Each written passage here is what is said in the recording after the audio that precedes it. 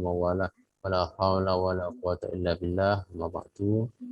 Alhamdulillah, syukur kita kepada Allah pada sore hari ini kita diperkenankan untuk bisa bertemu dalam pengajian rutin insyaallah via Zoom ya untuk hari ini. Dan sore hari ini kita akan melanjutkan kajian surat Al-Baqarah ayat 6 dan ayat 7. A'udzu billahi minasyaitonir rajim. Bismillahirrahmanirrahim. Innal ladzina kafaru sawa'un 'alaihim a'andzartahum am lam tunzirhum la yu'minun. Khatamallahu 'ala qulubihim wa 'ala sam'ihim wa 'ala absarihim ghishawatun wa lahum 'adzabun 'adzim. Innal ladzina kafaru, sesungguhnya orang-orang kafir, sawaun alaihim, sawaun itu sama, alaihim atas mereka. A'angdartahum, apakah engkau memberikan peringatan kepada mereka, am lam tungzirhum, ataupun kalian, ataupun kamu, wahai Muhammad, tidak memberi peringatan kepada mereka, sama-sama apa? La yu'minun, sama-sama enggak beriman. Khatamallahu ala qulubihim, khatama sudah menutup, mengunci, Allahu Allah ala qulubihim, mengunci, menutup hati mereka, hati-hati mereka. Wa ala samihim, juga pada pendengaran mereka, wa ala absarihim, penglihatan mereka, ghisyawah, Allah menutup dengan sebuah tutup tebal, walahum adzabun adzim, dan bagi mereka sisa yang agung, sisa yang besar, ya, sisa yang sangat pedih. Sebelumnya, lama dzakarallahu ta'ala sifatil mu'minin fil ayat as-sabiqah. Ketika sebelumnya Allah menyebutkan sifat-sifat orang mukmin pada ayat sebelumnya, jadi ayat 1 sampai dengan 5, itu menyebut tentang sifat orang-orang yang bertakwa. Alladzina yu'minuna bil ghaib ila akhirih wa ulaika humul muflihun. Nah, setelah kemudian Allah menyebut sifat-sifat orang mukmin, berikutnya Allah menyebut aqabaha, Allah kemudian mengikutinya.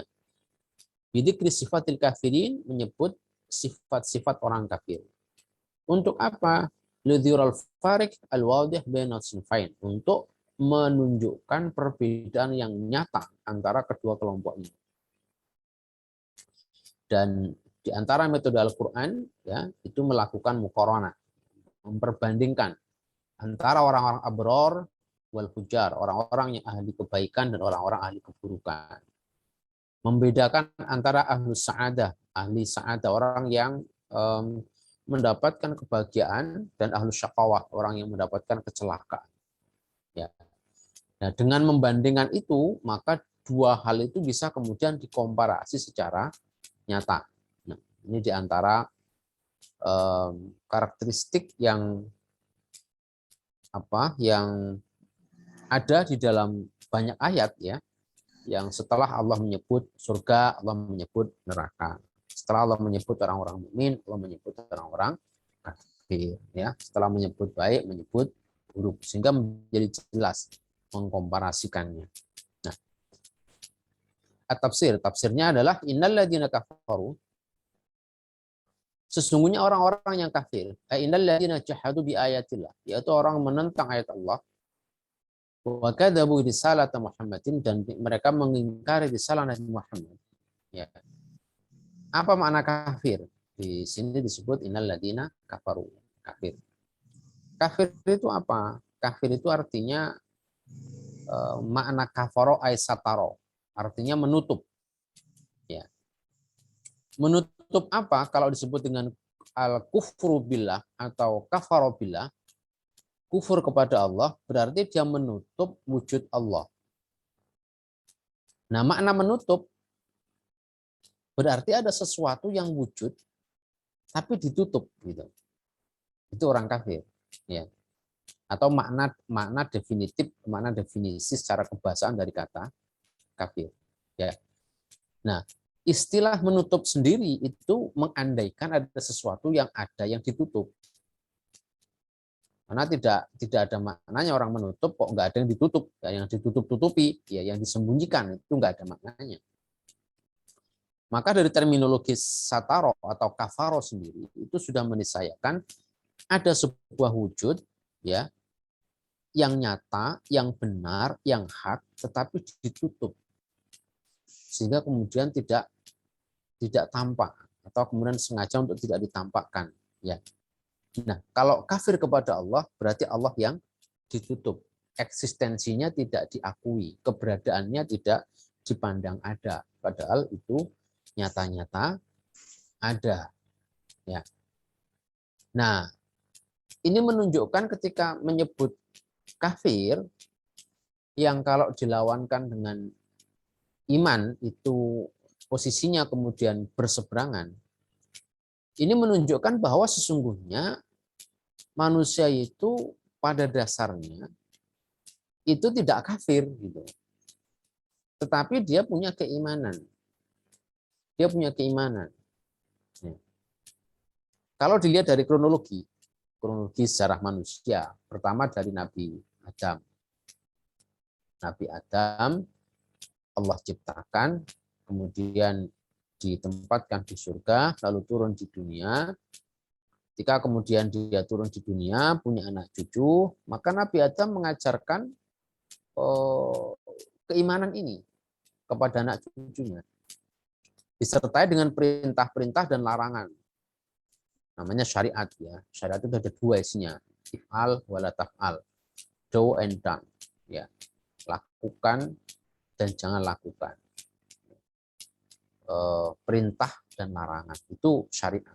Nabi Adam punya syariat, mengajarkan keimanan kepada anak cucunya. Terus begitu dari waktu ke waktu, ya, terus begitu. Cuma kemudian seiring perjalanan waktu, seiring kemudian berganti generasi dari anak cucu-cucu terus begitu, maka kemudian di antara manusia-manusia yang kemudian datang berikutnya ini, ya, ada orang yang kemudian lalai dari keimanan ini. Jadi keimanan dalam batin yang diajarkan dari melalui risalah kenabian dan apa namanya secara fitrah ya, setiap orang yang diciptakan di dunia ini ketika dulu pada alam sebelum kemudian dia wujud secara fisik di dunia, dia sudah pernah bersaksi tentang ketauhidan ya, sehingga dalam kondisi tertentu originalitas itu kemudian muncul ketika orang dalam kondisi terhimpit, dalam kondisi terdesak dan sebagainya, lalu sandaran kepada ketuhanan itu kemudian kadang-kadang menjadi muncul. Nah, selain pada risalah kenabian yang diajarkan oleh para nabi, Nabi Adam dan seterusnya, kemudian juga fitrah kedirian manusia yang sesungguhnya itu mengimani adanya Allah, ya, kemudian juga diajarkan tentang syariat, berarti dia mengimani tentang keberadaan agama. Gitu. Lalu kemudian terjadilah penyimpangan-penyimpangan seiring dengan waktu. Maka kemudian yang Allah itu yang hak, kebenaran agama itu yang hak, lalu kemudian ditutup. Ya, ditutup. Tidak diakui keberadaannya, tidak diakui eksistensinya. Ya, bahkan Allah sendiri yang secara logika ya, secara nyata sesungguhnya ketika manusia diciptakan di dunia, itu kan tidak pernah ada yang bisa mengklaim ada pihak lain yang mencipta keberadaan manusia. Termasuk alam raya. Siapa yang bisa mengklaim menciptakan alam raya ini? Tidak ada. Manusia juga sama. Manusia wujud ke dunia ini tidak ada yang bisa mengklaim dirinya bahwa dialah yang menciptakan manusia.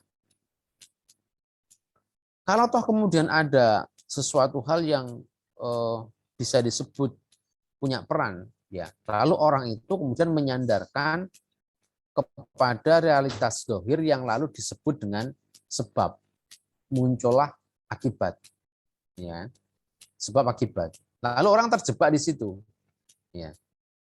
Ketika ada sebab, dia lalu menghubungkan dengan akibat. Ketika ada akibat, dia hubungkan dengan sebab, ya. Nah, sebab akibat itulah yang kemudian membatasi manusia, lalu Allah menjadi tidak ada. Allah kemudian ditiadakan dengan logika sebab akibat ini. Ya. Seolah-olah kemudian yang menjadi penyebab itu ya penyebab itu sendiri. Tidak ada campur tangan Allah.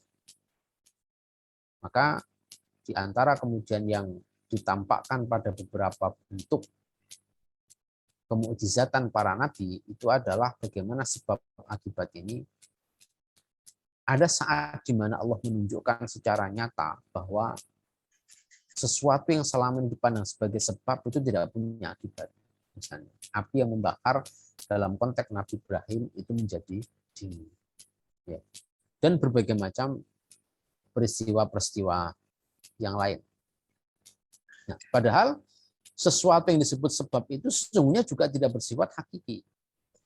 Sesuatu yang hakiki itu yang kayak apa? Sesuatu itu yang kalau kemudian dia tidak membutuhkan yang lain dan kemudian sesuatu itu berdiri dengan dirinya sendiri. Dalam prakteknya tidak ada kehidupannya seperti itu. Ya. Bahkan manusia yang kemudian memandang dirinya hebat itu pun juga tidak bisa mengendalikan dirinya sendiri. Ketika dulu orang masih kecil dia butuh bantuan orang lain. Kalau tanpa bantuan orang lain, ya mati bayi itu, ya dia nggak akan bisa bertahan. Berarti manusia ketika bayi lahir itu dia sudah jelas nyata-nyata tidak punya hakikat kehidupan yang bersifat mandiri. Dia butuh pihak lain. Itu kemudian besar, ya menjadi dewasa, dia punya kekuatan. Itu pun tidak seterusnya. Kadang-kadang kalau sudah kondisinya sakit, ya apalagi sakit yang berat, gitu, dia juga butuh orang lain. Begitu kemudian tua, sama, dia tidak bisa mandiri. Ya, dia bahkan jalan pun kadang-kadang harus dituntun. Ya, kemudian urusannya sangat pokok, makan minum pun kadang-kadang sudah nggak bisa dia lakukan sendiri, disuapi dan sebagainya. Manusia nggak punya eksistensi yang bersifat hakiki atas kediriannya. Semua yang ada ini, semua yang wujud itu tidak ada hakiki, karena dia wujud itu di antara dua titik, antara ketiadaan dan antara keadaan, antara ada dan tiada. Karena semua yang ada dulu tidak ada, semua yang sekarang ada nanti juga akan tidak ada. Nah, itu terjadi pada seluruh makhluk yang ada di alam raya. Maka wujudnya hakiki itu siapa? Ya zat, berarti yang tidak pernah membutuhkan yang lain. Apakah manusia? Tidak mungkin manusia. Apakah makhluk lain? Tidak ada, karena semuanya nisbi. Ya. Yang dulu ada sekarang tidak ada, dan seterusnya akan begitu. Maka satu-satunya wujudnya hakiki itu ya Allah. Ya Allah. Nah, Allah ini kemudian diingkari. Maka kafir maknanya sataro, berarti dia menutup. Ketika dia menutup, berarti ada yang ditutup. Ya, apa itu? Ya, wujud hakikinya Allah. Kebenaran agama yang Allah turunkan. Itu kemudian tidak diakui. Nah, orang kafir ini dalam konteks ini disebut a'andartahum amlam tungdirhum sawa'un alaihim ayatasawa indahum, maknanya sama bagi mereka, tidak ada bedanya. A'andartahum, apakah engkau Nabi Muhammad memberi peringatan kepada mereka, amlam tungdirhum, ataupun tidak sama sekali. Sawaan, sama, tidak ada bedanya. Ya. Kesimpulannya apa? La yu'minun ay la yusaddiquna bima ji'tahum bihi. Mereka tidak membenarkan apa yang kau bawa. Ini salah kenabian. Fala tatma' fi imanihim. Maka jangan kau wahai Nabi Muhammad berharap atas keinginan mereka. Ya, la tatab nafsaka alaihim khasarat, enggak usah bersedih. Wa fi tasliatun nabi, dalam hal ini ada hiburan bagi Nabi. An takdzibi qaumihi lahu, ketika kaumnya mendustakan Rasulullah. Jadi orang kafir ada dua.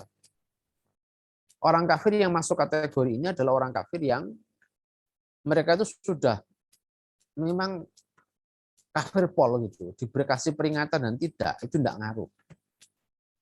Tapi ada di antara orang kafir ini yang tidak masuk kategori ini. Kita lihat misalnya para sahabat-sahabat, sebagian di zaman dulu itu sebelumnya juga tidak beriman.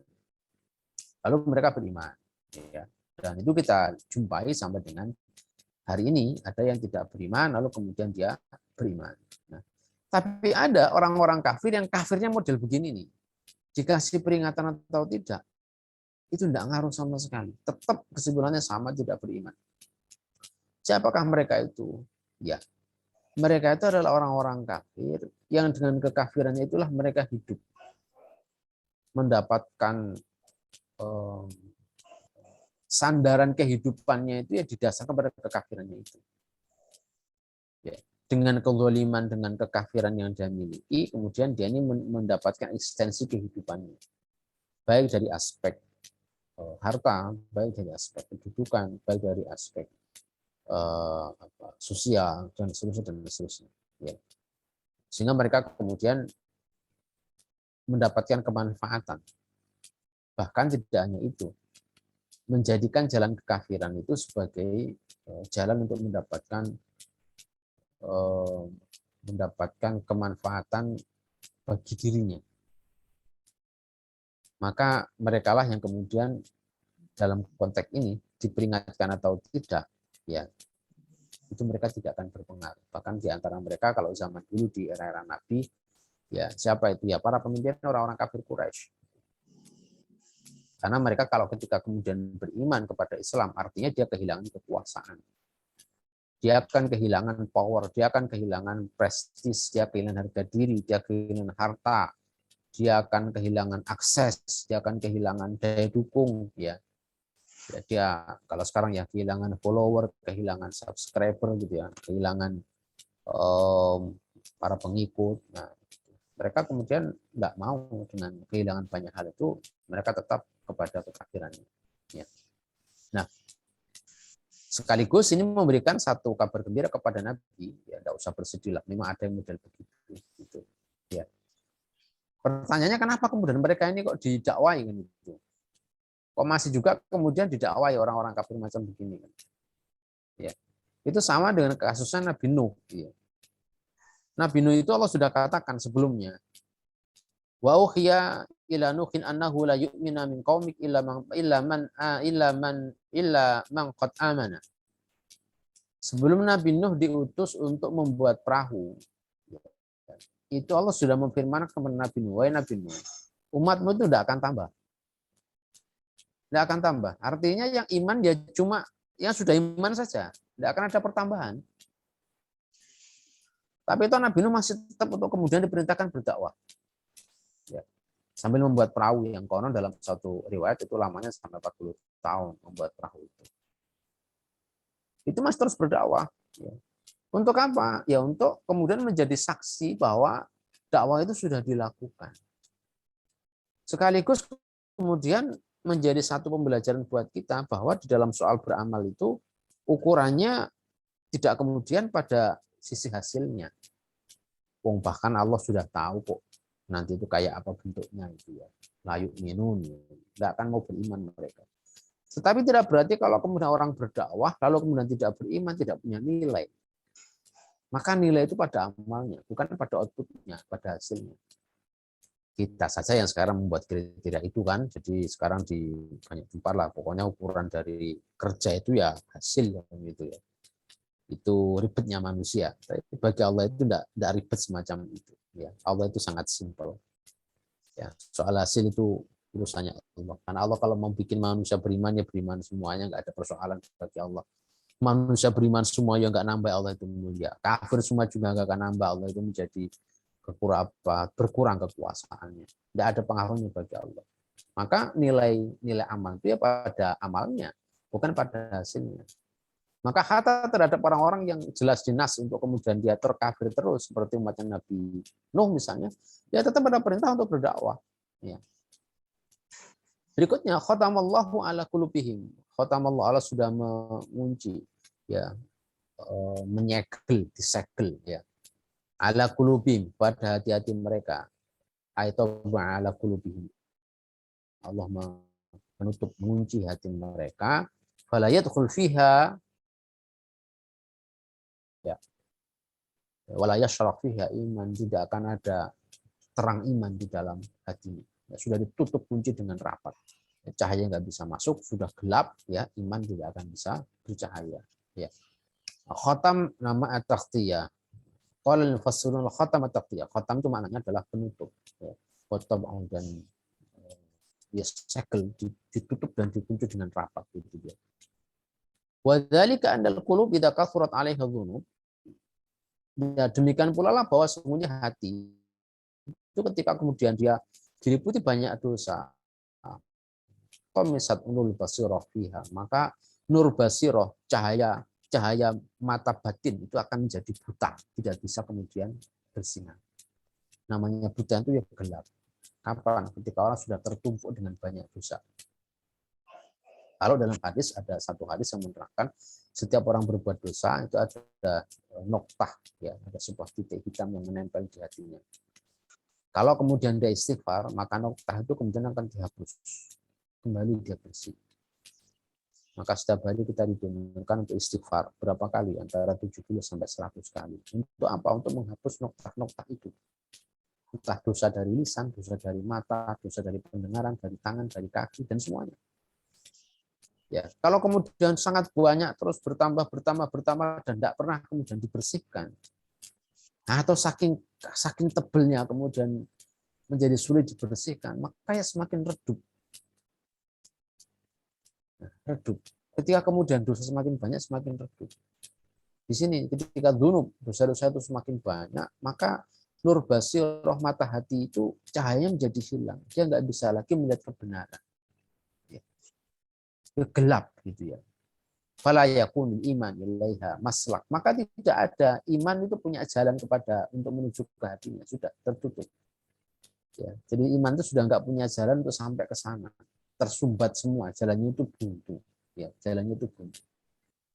Wala lil kufri anha makhraj kama qala ta'ala. Dan orang kafir yang sudah kategori ini tidak punya jalan keluar lagi. Namanya sudah dikunci dengan rapat, tidak ada cahaya masuk, tidak ada nur yang akan bisa tembus di situ. Ya.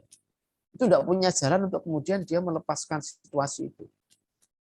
Ya. Bal taba Allah alaihi bikufrihim. Ya. Ini dalam surat An-Nisa ya. Bahkan Allah kemudian sudah mengunci dengan kekafiran mereka, hatinya dikunci. Wa ala samihim wa ala absarihim syawah.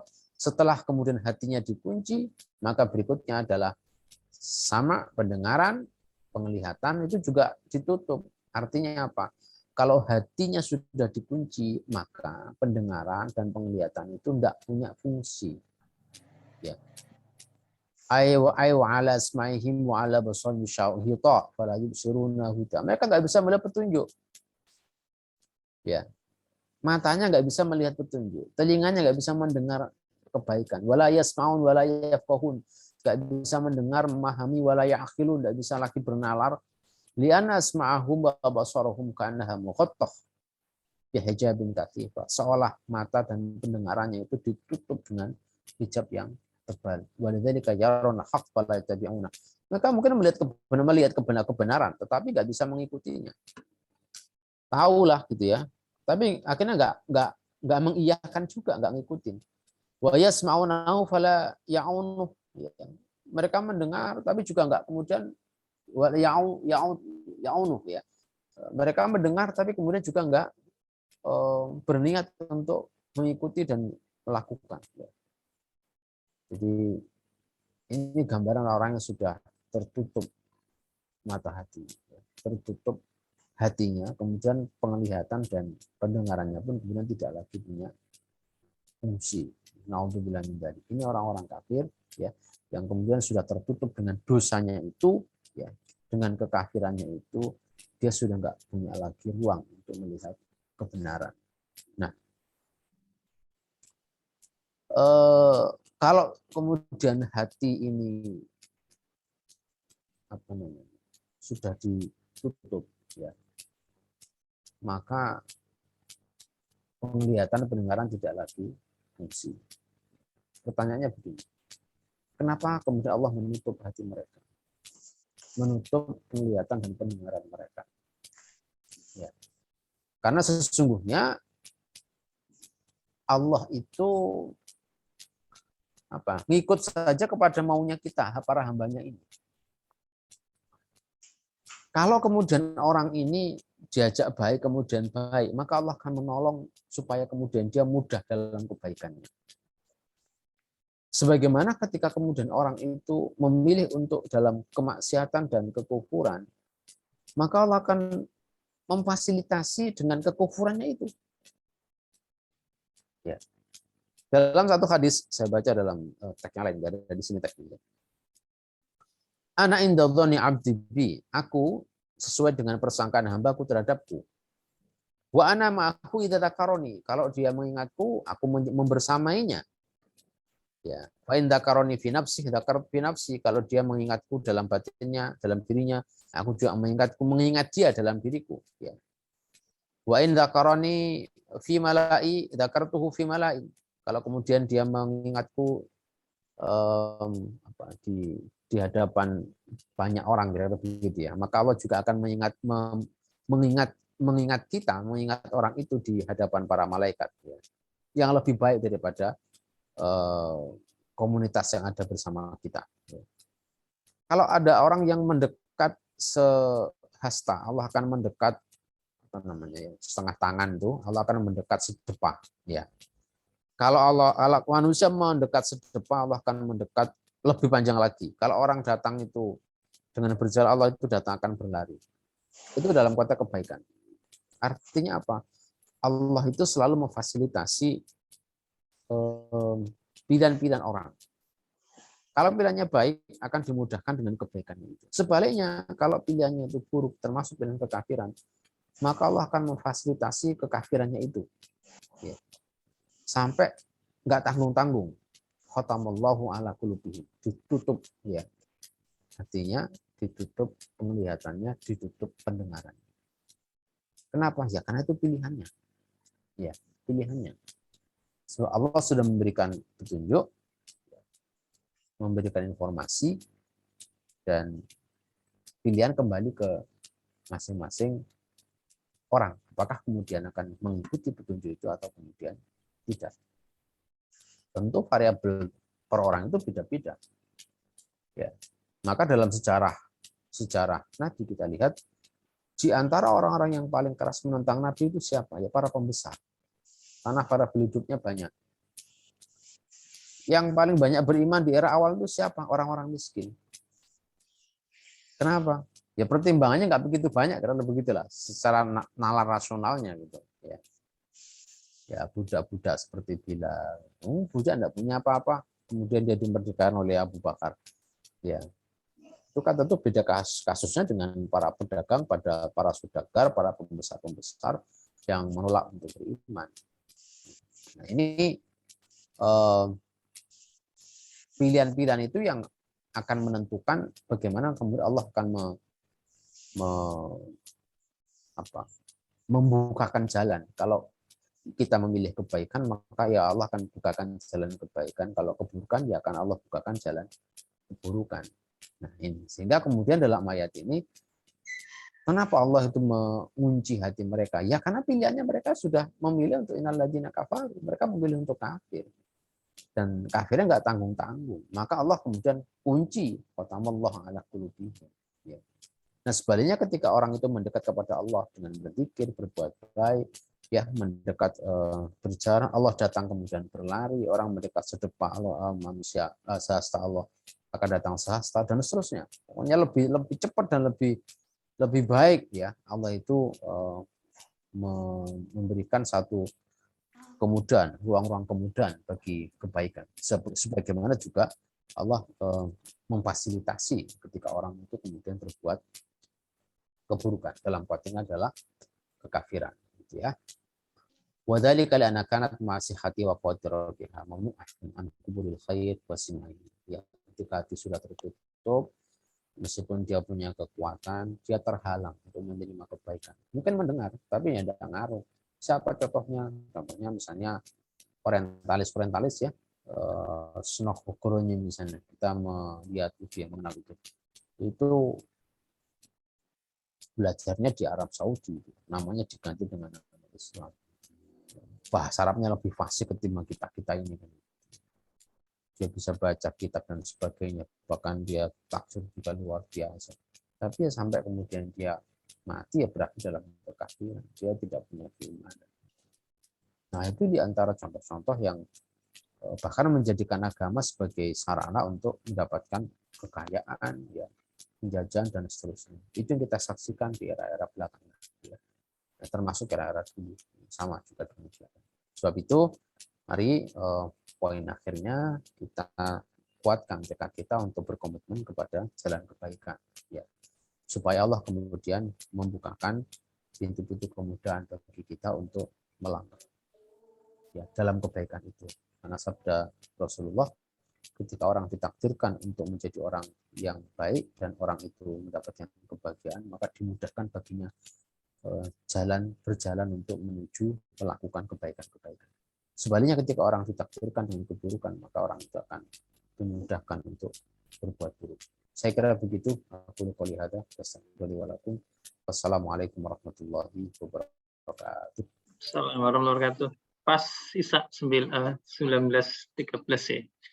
Gimana, masih ada waktu atau dilanjut pekan depan Pak Imam? Persis sisa. Oke. Sementara itu dulu ya, insya Allah nanti kita silaturahim pekan depan. Mungkin saya kok teringat dari itu perkataan Ibnu Rajab ya, bahwa balasan kebaikan itu adalah kebaikan-kebaikan lain, dibukakan kebaikan-kebaikan, dan balasan keburukan itu keburukan-keburukan berikutnya. Mungkin itu ya, jadi indikasinya. Mungkin gitu Pak, kalau nggak salah Ibnu Rajab Pak. Kalau salah. Baik, Bapak Ibu, matur nuwun ya. Insya Allah kita pekan depan di Rabu ketemu lagi di Zoom ya. Pokoknya entah itu ada nanti yang luring pun daring, Zoom akan tetap kita hidupkan, dimulaikan gitu. Matur nuwun Pak Imam, kita akhiri dengan doa akhirul majelis. Monggo. Subhanakallahumma wa bihamdika Asyhadu an la ilaha illa ant astaghfiruka wa atubu ilaik. Matur nuwun Pak Imam, Pak Saryo juga lain. Ini saya rekam. Nanti rekaman saya berikan Pak Saryo barangkali mau di-share juga kalau untuk. Oke, terima kasih Pak Ali, insya Allah. Saya tutup nggih Zoom nggih, Munisa.